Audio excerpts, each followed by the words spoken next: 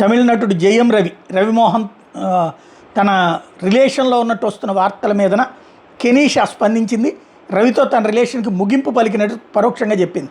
ఈ మేరకు ఇన్స్టాలో వేదికగా సుదీర్ఘ పోస్ట్ పెట్టింది. ఈ వార్తలు తీవ్ర మనస్తాపానికి గురయ్యానని చెప్పింది. చెన్నై వదిలి వెళ్ళిపోతున్నానంది. తనకు ఎంతో ఇష్టమైన సంగీతాన్ని కూడా వదులుకుంటున్నానని చెప్పింది. ఇన్స్టా ఖాతాను డిలీట్ చేస్తున్నట్టు ప్రకటించింది. ఇప్పటికే నేను ఎన్నోసార్లు చెప్పాల్సిన దానికంటే ఎక్కువే చెప్పాను.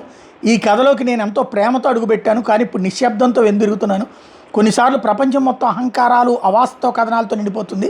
అక్కడ మంచితనానికి చోటు కూడా ఉండదు. అట్లాంటి పరిస్థితుల్లో ప్రేమ కూడా భారంగా మారుతుంది.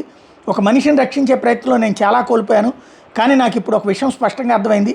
ప్రదర్శనలకే ప్రాధాన్యం ఇచ్చే లోకంలో మంచితనానికి విలువ లేదు అని చెప్పుకొచ్చారు.